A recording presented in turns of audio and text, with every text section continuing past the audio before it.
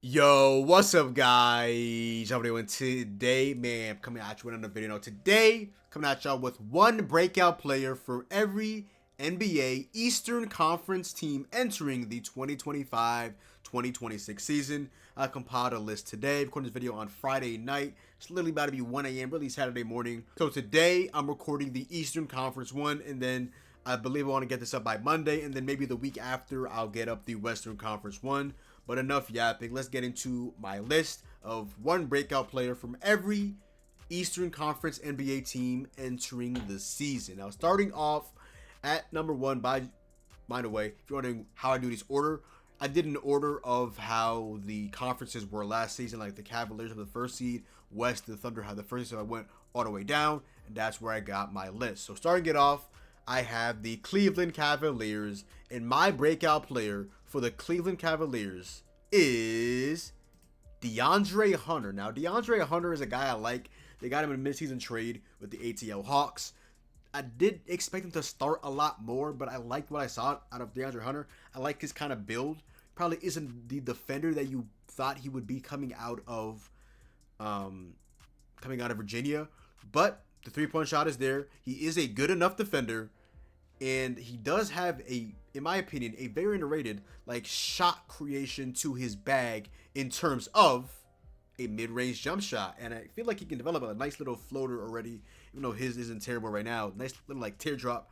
Just, if I was the Cavaliers personally, I would start DeAndre Hunter over Max Strus. You get a actual above average wing defender. Not that Strus is a bad defender at all, but I just think overall he's a better player than Max Strus, so I could see him breaking out. Honorable mention, Jalen Tyson, rookie, barely got any clock last season, but my pick for the Cavaliers is DeAndre Hunter. Alright, so coming in at number 2, I have the Boston Celtics, a very tumultuous team entering the season. No Jason Tatum, first option Jaylen Brown. Who is the guy to break out? Might be an interesting option. The Celtics don't have much young talent, so it's hard to get somebody from that core. But my pick to break out in the Celtics is Peyton Pritchard. Kind of cheating because he broke out last year, 6th man of the year. But Peyton Pritchard, aka Crypto P, aka pause before I say this, PP, is going to most likely be starting for the Celtics. And he's going to let people know that he is one of the most underrated players in basketball. He's a 3-level scorer. He's an underrated defender. Only thing I could see him try to improve more in his game is playmaking. He probably will be slated as a starting point guard with Anthony Simons, so they just went ahead and traded for just more so to get out that Drew Holiday contract, get a rental back in Anthony Simons. But Peyton Pritchard is going to show people that he really is a starter in this league. Peyton Pritchard is a walking bucket, a 3-level scorer, an intellectual basketball player, like I mentioned, an underrated defender.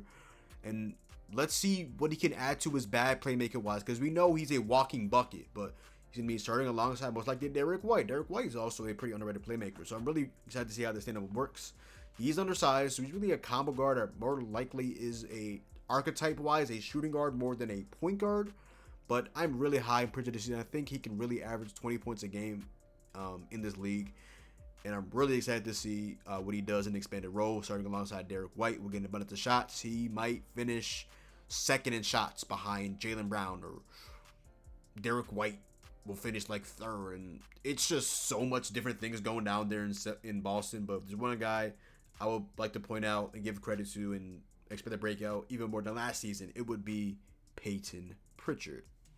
Also, my honorable mention, shout out to the Big East, go Friars. Baylor Scheierman, nice sniper, lefty, got some craftiness, got some, he got some pizzazz. He got, he kind of got some swag to him. Shout out to Baylor Scheierman. Shout out to bro. Honorable mention for sure. All right, so for the New York Knicks, another interesting team, I have a guy that I think a good amount of people don't know about that they'll actually find out about this season. And that is Ariel Hukporti. So Ariel Hukporti was a second-round pick last season. Saw some clock, timidly throughout the season. Got injured. But I think he's a very underrated shot blocker. A solid rebounder. Maybe a tad bit foul-prone. But I do like Ariel Hukporti's game. I think he will be the backup center behind Karl-Anthony Towns. Play him 10 to 15 minutes a game max. He's a good shot blocker. He's a good lob threat. Nice lefty. I really like Ariel Hukporty's game. Another guy that's very rated. You really have to be tapped into basketball to know who Ariel Hukporty is, or just be a Knicks fan. I'm a Heat fan. I know about Ariel Hukporty just because I'm a ball knower at the end of the day. Ariel Hukporty definitely, in my opinion, is a breakout candidate for the New York Knicks. Just to be able to spell counter the talent. You know, he's foul trouble as well. But you might wonder, what do you mean he's going to be the backup big behind Karl Anthony Towns? Mitchell Robinson is. Well, Mitchell Robinson's injury prone, 1. And 2, I think that, you know, I wouldn't be opposed to them going ahead and starting Mitchell Robinson at the 5 and Cat at the 4. I mean, I said this in a previous video. I mean, you know, Cat's a power forward being forced to play center. You know, he's a terrible He's a terrible, not lob threat. He's a terrible rim protector. So, Porty's a better rim protector. Mitchell Robinson's a better rim protector. Like, yeah, at the end of the day, you gotta, you know, it is what it is. Shout out to Cat, but it is what it is. A couple other honorable mentions as well. Gershon Yabusele, who just got from the 76ers, who had a great Olympics. Was that dunk of LeBron staying the same. Edited AI. Sally, brother? No. And then also, maybe on this guy, first round pick last season, Pacome Dadier from France. Maybe.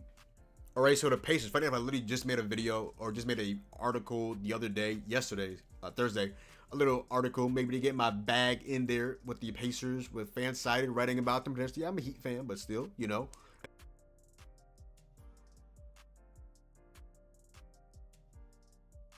I literally tuned in with everything, so I know that was a random thing right there, but it is what it is at the end of the day. But my breakout candidate for the Pacers, after all that yapping, is probably maybe a guy you guessed, you know, had a good playoff run.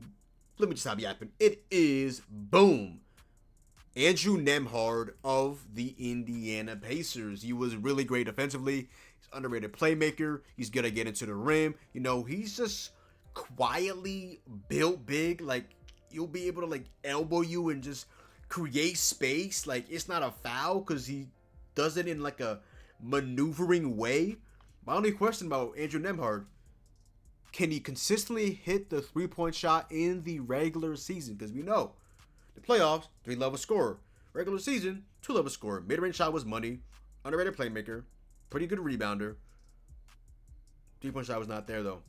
He was getting to the rim very, very well. Yeah, he has that move. I know y'all saw that highlight mix on Twitter by that one Pacers fan. Bro, this man literally be moving like a big in the paint. Like, bro, he just got the move at the end of the day. And he just doesn't even look like that built. But he's just one of those, like, I don't know if people know these guys.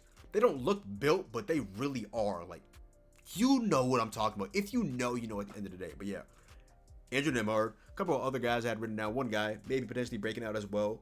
Honorable mention, Jarvis Walker. You know, guy that maybe be getting more minutes. You know, he was a first round pick. Hopefully, his time will come soon. Out of Houston, shout out to Jarvis Walker. You know, he has some moments. You know, he had a couple threes he made in the finals and stuff like that. He has his moments defensively. Let's see what happens with that. Rebounding, see what happens with that 3-point shot, though. You know, be able to get to the rim. Maybe if like a consistent mid-range jump shot. You know, Jarvis Walker could be a very intriguing guy for sure. All right, so for the Milwaukee Bucks, I'm not gonna lie, this roster, in my opinion, is just not great whatsoever. Along, besides Giannis Antetokounmpo, it's very, very, very difficult. They don't have young talent really at all. So the guy I chose, my breakout candidate for the Milwaukee Bucks, is underrated guy right here. If you know, you know. If you know ball, AJ Green, one of the league's best under the radar shooters in the whole entire league. Very underrated defender as well. He is just an absolute marksman. I know Pacers fans know how good AJ Green is. If you watch the playoffs, you know how good AJ Green is. The man's an absolute sniper. He's unlimited range. He's a really, really good 3-point shooter.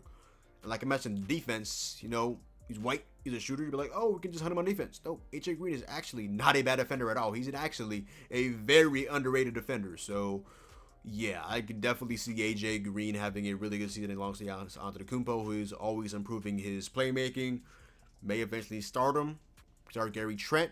Depends what Doc Rivers' plan is at the end of the day. Another honorable mention I have for the Bucks, again, not much. Maybe Tyler Smith out of G League Ignite, you know, lefty. Heralded as a stretch big. Didn't really play last season whatsoever. But intriguing because he's that big and he is known for 3-point shooting. Rebounding, let's see. Defense, let's see. Potential playmaking, let's see. But yeah. All right, so for the Pistons, I have another intriguing guy. A lot of people want to probably say my honorable mention, but I'm probably not as high on him at this very moment than this next guy I'm gonna bring up. But might have guessed it. It is Jaden Ivey of the Detroit Pistons, Purdue's finest. He has dealt with a lot. Monty Williams benching him for Killian Hayes, who's now, I think, signed a training camp contract. Was it the Cavaliers or something like that before being with the Nets, and just not being very good at the sport of basketball, to be quite frank. Getting cut from France Olympics team, just not great for Killian Hayes at all. Shout out to him, though. Jaden Ivey, though, he missed last season of a breakout. A guy that I talked about in the Cade video, that I need to see him take some playmaking responsibilities off of Cade, because he has so much on his plate. And right now, he's so damn turnover prone, because he's really the only playmaker to an extent in the starting five. They acquired Dennis Schroeder, but Jaden Ivey needs to take some playmaking responsibilities off of Cade Cunningham. He's improved as a playmaker. Last season, though, what we did see, because we knew Jaden Ivey came in the league for a couple of years, he's really good at slashing, pretty good mid-range shot. Three-point shot was iffy. Last season, the three-point shot for Jaden Ivey looked really damn good, and then he blew his leg out. So hopefully, Jaden Ivey can regain his form, because that would be beautiful. If he can become another shooter alongside Cade Cunningham, who himself needs to improve his three-point shooting, that would be amazing. Contract season coming up, potentially be a 3-level scorer, decent defender, an improved playmaker. The Pistons would give him an absolute bag. Another guy I talked about earlier, honorable mention, Star Thompson. Blood clots last season, very gifted athlete, just like his brother Amen Thompson of the Houston Rockets. He's just jump shot away. He's a very, very stout defender, really good rebounder, underrated playmaker, just jump shot away for Asar Thompson, and we'll be having some discussions about him. He had his moments, that first round. He kind of got broke by Jalen Brunson, 3, knockdown, schmockdown, but it is what it is at the end of the day. But yeah. All right, so for the Orlando Magic, it's a pretty interesting option, I would say.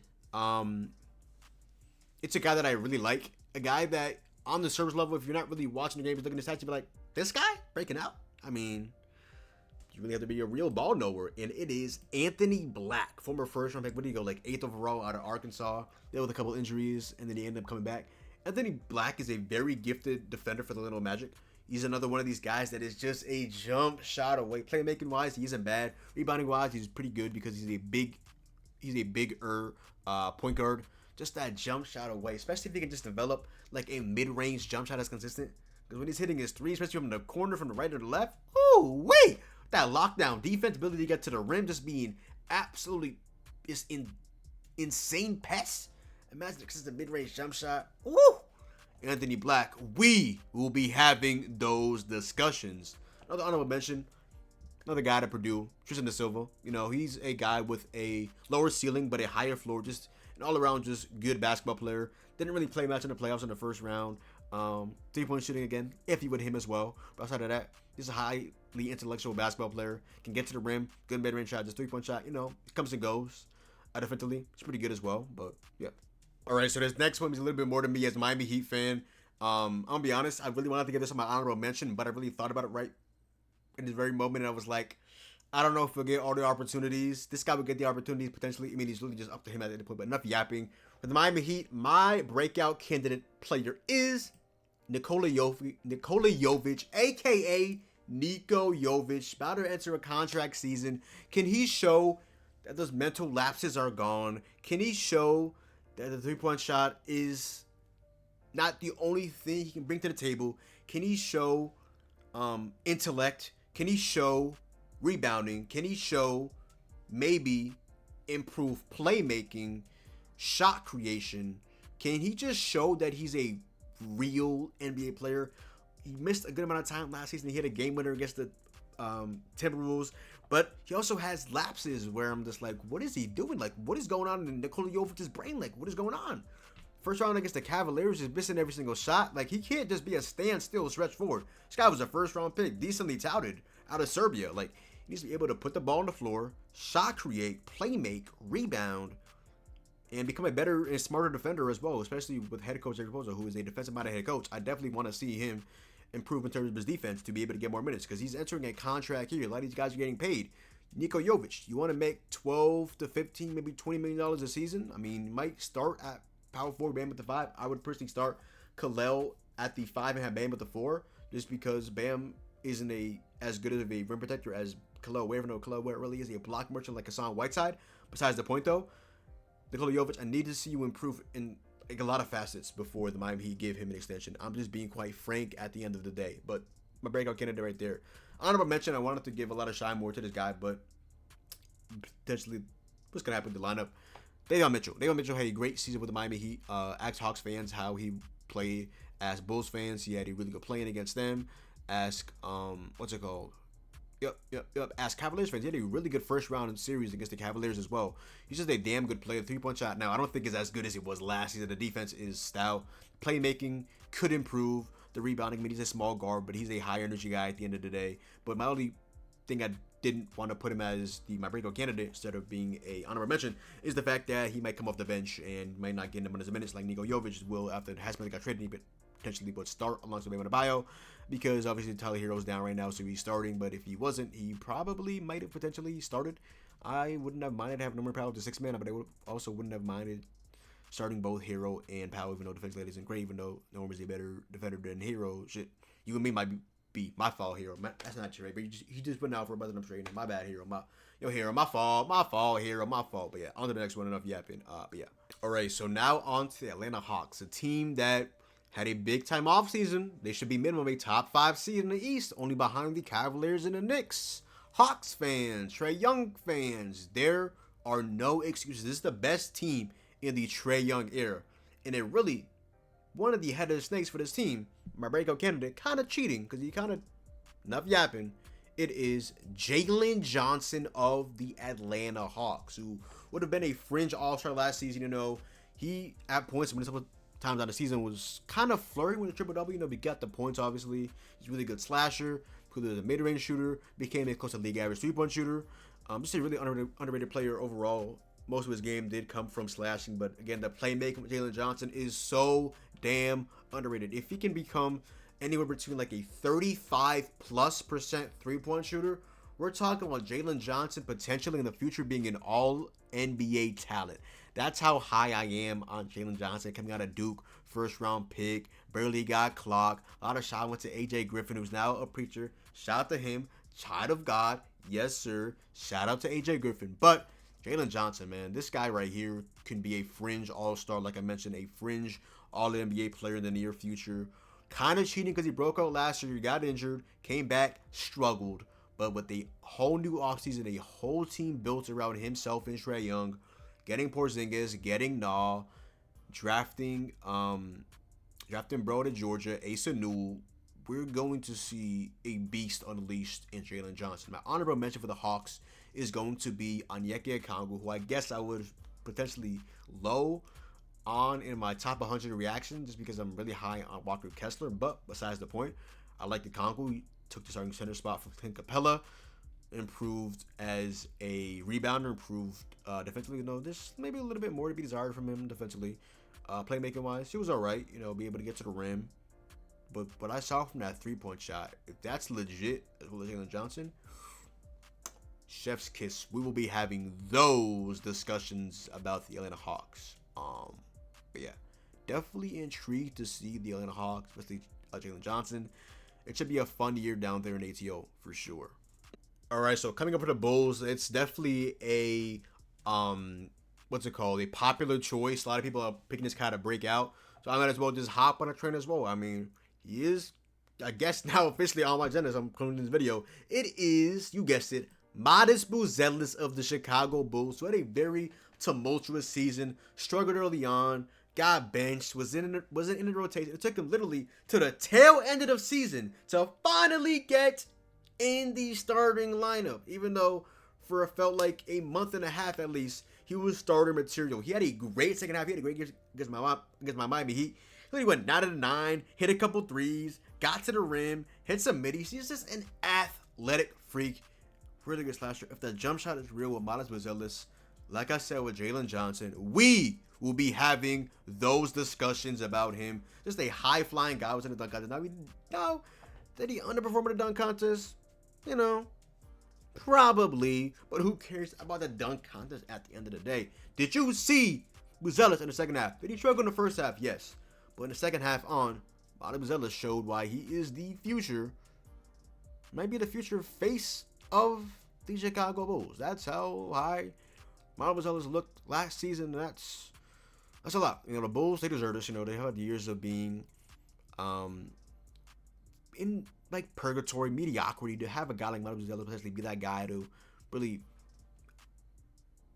upscale them, that would be amazing. But yeah, another guy I want to mention, honorable mention, Ayo Dosunmu might start alongside one of them, maybe potentially come out of the bench as a sixth man. You know, 3-point shot again, if it's real with him as well. Defensively, he's an absolute hound, underrated playmaker, pretty solid rebounder. Just a high energy guy coming out of Illinois to being drafted by the Bulls. I mean, just a phenomenal story for Ayo Dosunmu. Very underrated guy. I remember when some Bulls fans didn't want to resign him, and then they ended up resigning him because they have so many guards, and then he became a really good player. So shout out to Ayo Dosunmu for sure.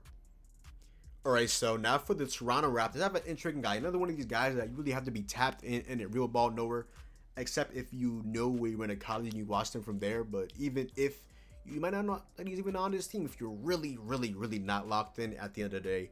And that is Ochai Agbaji, who starred obviously at Kansas, got drafted by the Jazz, and got traded pretty early on there for, instead of the Raptors receiving a first-round pick, they're like, oh, no, or trade that first-round pick and give me Ochai Agbaji. And we're all like NBA fans like, what? You rather have Ochai Agbaji than that random like middling or late first-round pick? And sheesh, Ochai Agbaji, man, what a season last year. Over like 11 points a game, almost like 30, almost like what, close to 40% from three on pretty decent volume.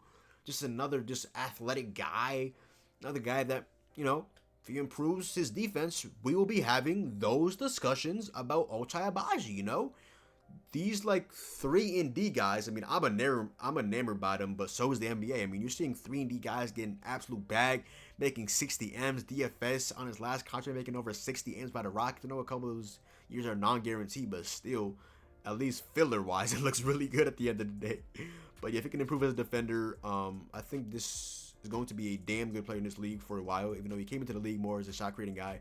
But to get to the rim, he still can get to the rim, but right now he's a 3-point shooter, proving defender, and in my opinion, a nice underrated part of the Toronto Raptors core. I know some people might say Grady Dick started off red hot, cooled off in the second half of the season, was one of the worst players at the rim, and something graphic came out, something Dick, something in the hard to finish, something like that at the rim. Worst percentage at the rim, like, yeah.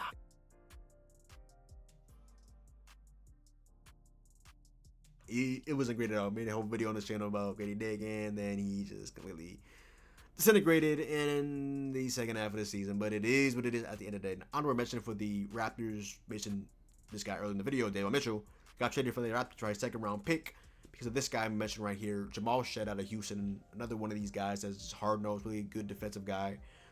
Pretty good against a rim, just a smaller guy. 3-point shot again. If it's there with Jamal Shead, that'd be great.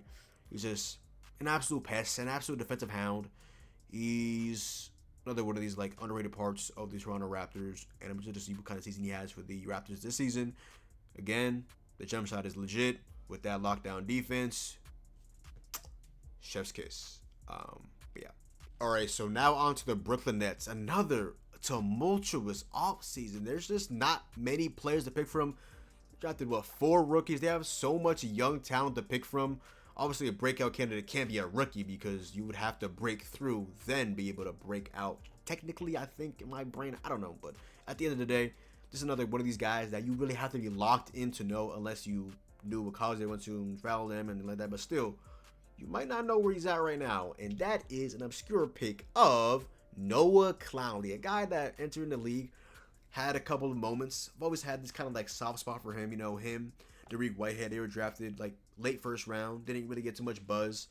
Noah Clowney, though, is really to get to the rim. He's a really good defender. At points, he was playing center. He's just another one of these guys that I'll continue to harp on if he can just have a consistent jump shot, because his ability to get to the rim his ability to defend, his ability to be a very underrated rebounder. This is a guy that I'm high on. He's just an athletic guy. Like, how can you not be high on Noah Clowney? Another honorable mention I have for the Brooklyn Nets. I have a couple guys, actually. I have a cheat, but I have another one as well. Daron Sharp out of UNC, one of the league's most underrated backup bigs, one of the league's best must-kept secrets in terms of rebounding the basketball, his ability to finish at the rim. Again, I'm going to keep harping on it. If he can get a three-point jump shot, so he's been working on that free throw shot. It's not bad. The mid-range shot, you know? Consistently trying to develop on that. Shout out to him. I'm going to cheat another one of his UNC brethren, rookie, Drake Powell, 3-and-D guy. Not a big college basketball guy, but what I've heard from him, that's the guy I would probably have on my agenda, 3-and-D guy, you know, ability to defend. And if the three-point shot is legit at the NBA level, Drake Powell, yeah, it's on my agenda, but he will really be on my agenda. Shout out to Drake Powell, and watch out for Drake Powell, but yeah.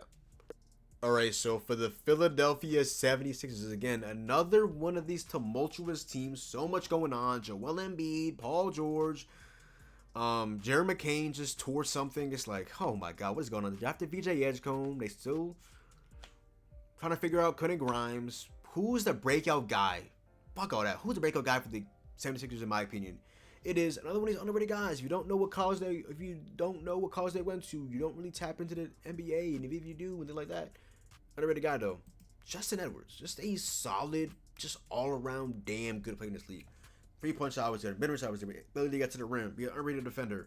Was a high recruit in 2023, you know. Wasn't have the great season of freshman in 2024 with Coach Cal, you know. He wasn't perfect. Signed as I believe he was a undrafted free agent UDFA, and then recently he just signed like a 3-year deal for a low AAV, which might end up being a steal. Just a nice lefty guy, just an intellectual basketball player, very underrated guy. Again, Sixers fans know how good Justin Edwards is. Kentucky fans might know how good Justin Edwards is. Just a all-around, just damn good, solid all-around player. Will be a very impactful role player at this league. Just not to sound like that, but he just plays the game the right way. But yeah. Also the breakout candidate, kind of cheating, but guy I mentioned earlier, Jerry McCain, who unfortunately just went down with an injury.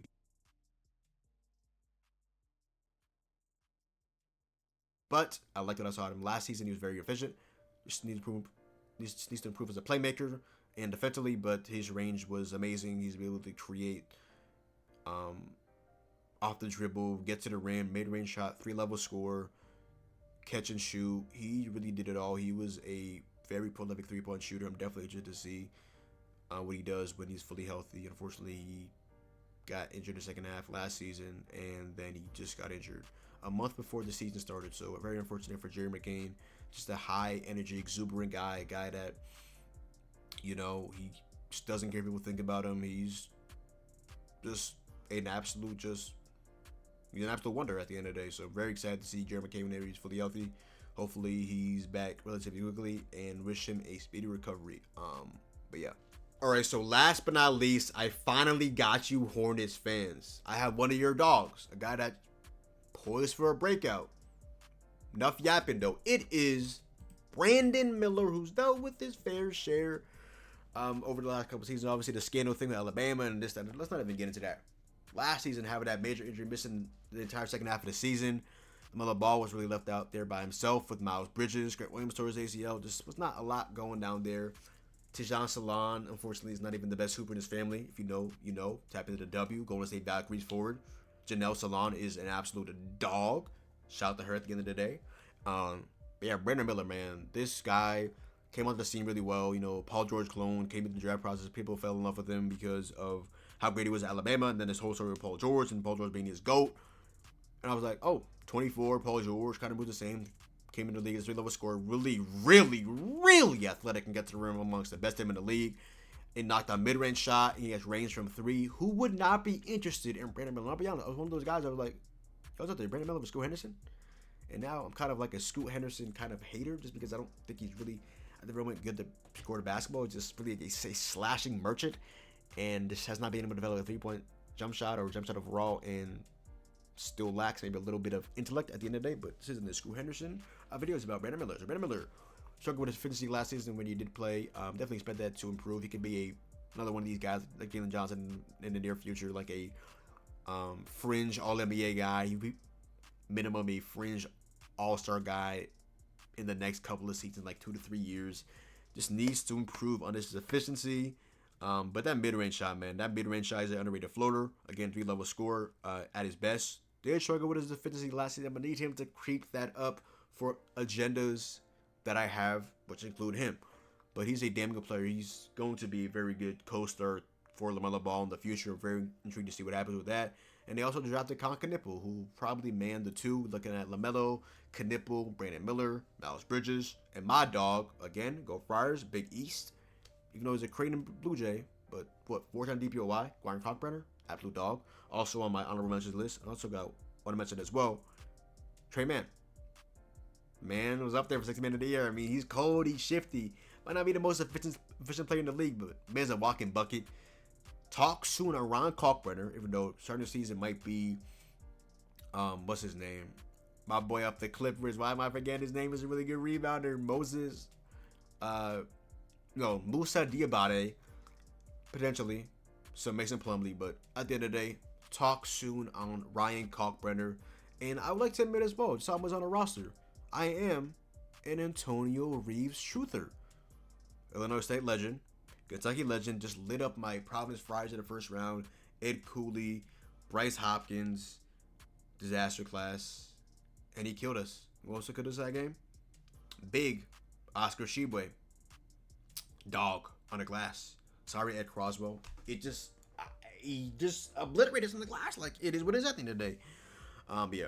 Wizards fans, I'm so sorry. I'm currently in this video and I just realized I just forgot to include the Wizards. So I'll go out and make a little piece about the Wizards as well. So my fault about that, but let's get into that right now. All right, so my breakout candidate for the Washington Wizards is Cam Whitmore. Now, Cam Whitmore, only 21, was traded from the Rockets for 2 second-round picks as they had the logjam at young players, especially the Fords, the Tari Eastons of the world, the Jabari Smith Jr.'s, traded for Kevin Durant. It just had way too many guards.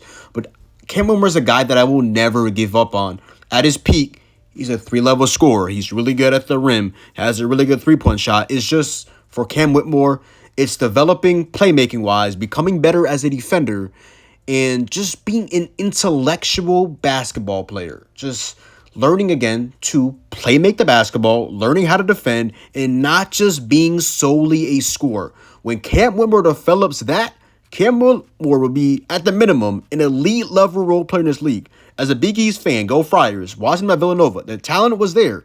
It's just, if the other things can come into place with Cam Whitmore, we will be having those discussions because the kid has potential to be very special in this league. Oh yeah, one more thing I want to get on record too. Have it noted down on video. I am a Trey Johnson truther, and I want to buy stock in Keyshawn George as well. Officially, that is my list for one breakout player from each Eastern Conference NBA team entering the 2025-2026 season. Hopefully, you guys enjoyed that. Do you guys think I missed anybody? Do you guys have any recommendations of players that you think will possibly break out? Let me know all of that in the comment section down below. But yeah. Other than that, yo, that is the video. Make sure to go down below, drop a like, comment down below, sub up. Make sure to follow me on Twitch, Twitter, and TikTok. It's me, boy John. Also, make sure to follow me on Playback, Instagram. Everything, links to everything it always will be in the description box down below. All my social media, all my other YouTube channels, everything you would want to see is all in the description box down below. But other than that, it's been your boy John. Hopefully you guys did enjoy the video. Have a good rest of y'all day. And I'm out, man. Peace.